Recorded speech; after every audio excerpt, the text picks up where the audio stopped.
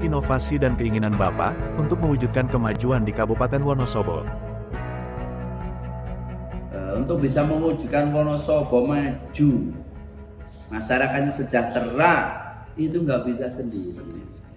Karena kita nggak bisa sendiri, maka saya ajak para pimpinan partai politik, yuk kita mikir bareng. Saya nggak bisa sendiri dengan Pak Wakil Bupati. Yuk mikir bareng. Kalau diajak mikir bareng, berarti semua partai berkontribusi atas semua rumusan kebijakan yang akan kita rumuskan bersama-sama. Bukan programnya saya, tapi program kita bersama-sama. Setelah kita belanja masalah di Kabupaten Wonosobo, masalah yang utama apa, masalah yang harus segera selesaikan apa, kita selesaikan bareng.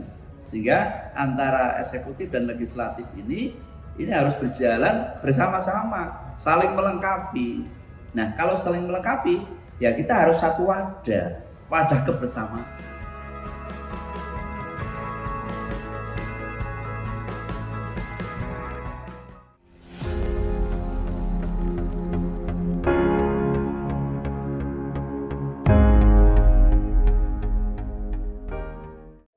Sekarang sudah terlepas dari kabupaten termiskin, bagaimana langkah dan upaya Bapak pada saat itu?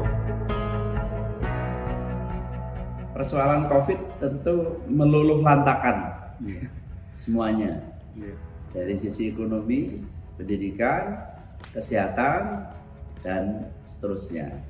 Ya. Nah, PR pertama yang harus kami selesaikan adalah bagaimana orang itu bisa makan. Ya. Orang itu bisa berbuat sesuatu. Kan tidak mungkin tiap hari hanya mengandalkan uluran tangan seseorang, uluran tangan pemerintah. Padahal hari ini kita butuh makan semuanya, ya kan? Sehingga yaitu barangkali cara Tuhan mengupgrade pemikiran manusia, sehingga kita dihadapkan situasi yang begitu cepat, mindsetnya harus berubah total, cara berpikirnya harus berubah total, adaptif dengan media sosial yang dulu sama sekali kita tidak pernah mengenal itu semuanya. Nah, sehingga bagaimana orang di dalam rumah dia bisa bekerja, bagaimana orang di dalam rumah dia bisa mendapatkan hasil, bagaimana orang bisa beraktivitas di dalam rumah dan pada gilirannya ekonominya tetap terjaga. Sehingga banyak orang yang saat itu berubah pikirannya untuk menjadi wira swasta, untuk menjadi pengusaha, ya. Karena memanfaatkan situasi dan kondisi yang ada. Kita tidak mungkin banyak berinteraksi keluar rumah, tapi bagaimana produk-produk rumahan ini bisa dimanfaatkan oleh orang luar bisa pesan dan pada akhirnya survive. Nah, menjamurlah di Kabupaten Wonosobo pelaku UMKM. Sangat menjamur sekali pelaku UMKM yang hingga hari ini alhamdulillah barangkali kekuatan ekonomi kami di Kabupaten Wonosobo adalah kekuatan para pelaku usaha UMKM. Karena apa? Kalau UMKM mereka membuat sesuatu tidak ada yang beli, mereka mampu makan apa? Ya, mereka kan kecil, belum menengah, belum besar, mau makan apa? Ya, sehari tidak ada yang jualan, tidak ada yang laku, dia mau makan apa? Kalau 2 hari, 3 hari, padahal mereka juga harus mendapatkan income. Nah, alhamdulillah luar biasa memang dengan ketelitian, dengan ketekunan, kejelian dan kecepatan teman-teman merespon teknologi inilah sehingga perlahan-lahan ini pulih. Nah, karena perlahan-lahan ini pulih, maka tentu pasca COVID yang menjadi PR kami adalah bagaimana menguatkan pelaku UMKM ini berangsur-angsur kita lakukan pelatihan-pelatihan, kita berikan suntikan subsidi bunga sehingga para pelaku UMKM bisa mengakses permodalan di perbankan dengan bunga yang kami subsidi dari pemerintah kabupaten. Nah, dengan begitu maka sedikit perlahan-lahan angka pengangguran kita sudah mulai menurun. Nah, dengan angka pengangguran kita mulai menurun, maka dengan begitu indeks pembangunan manusia IPM-nya sudah mulai.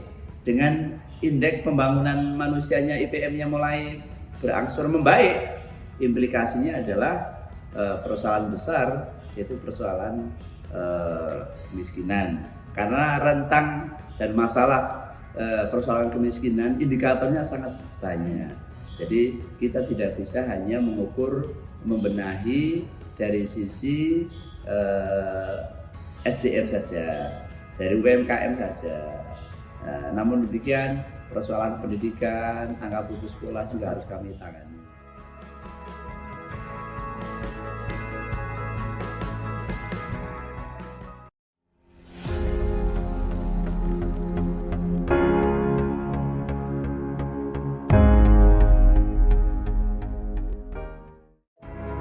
Dari data anak putus sekolah tergolong tinggi.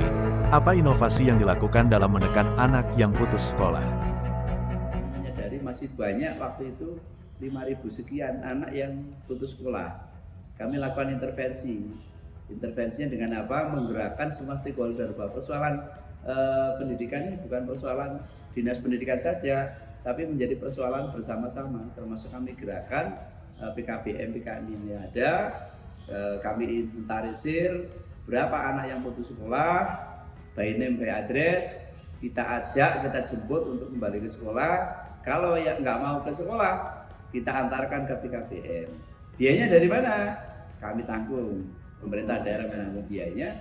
Yang penting mereka mau sekolah. Nah, yang penting mereka mau sekolah. Itu tidak sedikit anak SMP. Dan sebagian itu anak-anak yang mohon maaf kan karena sudah menikah ya. Karena COVID jadi senang di rumah. Nah, tapi alhamdulillah cukup berhasil gerakan Mayu Sekolah, dan ini akan terus kami canangkan, bahkan gerakan inilah yang mampu mengungkit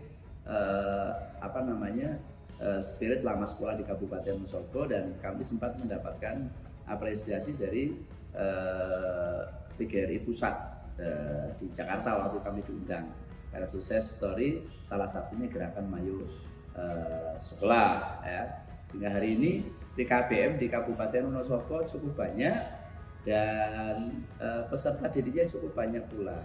Ini menampung untuk anak-anak yang putus sekolah. Jadi apakah cukup itu? Tidak. Jadi udah pasca COVID pokoknya gaspol ya.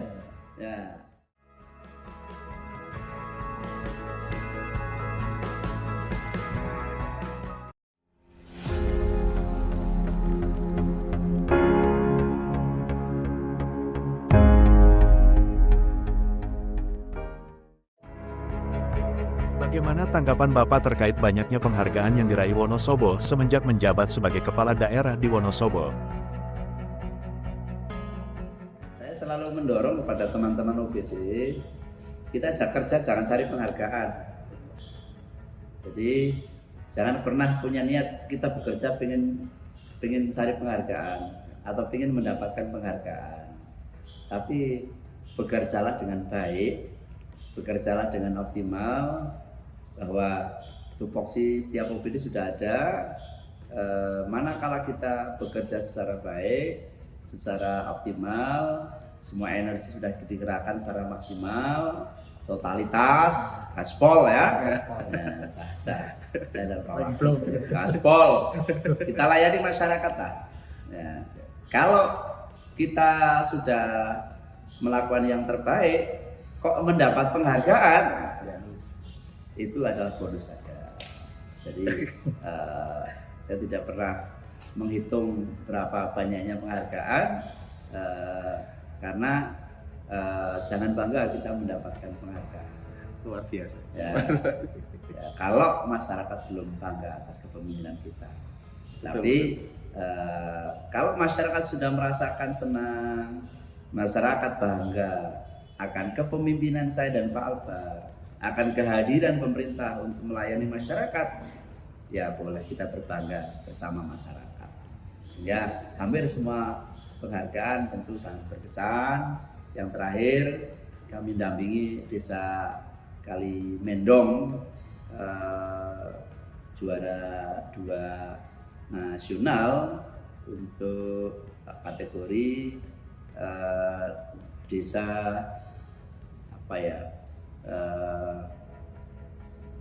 ini kaitannya dengan KB, keluarga berkualitas. Nah, kalau dulu keluarga berencana, ini keluarga berkualitas. Nah, penghargaan bukan saya kok, penghargaan ini juga lahir dari masyarakat. Artinya apa? Berkat kinerja yang baik dari masyarakat. Kita punya program, masyarakat bisa gayung bersambut, bersinergi, berkolaborasi, sehingga kita bisa wujudkan tata kelola pemerintahan di tingkat desa yang baik, yang pada akhirnya masuk nominasi, bisa mewujudkan Desa Kalimendong menjadi desa yang bisa mewujudkan keluarga yang berkualitas.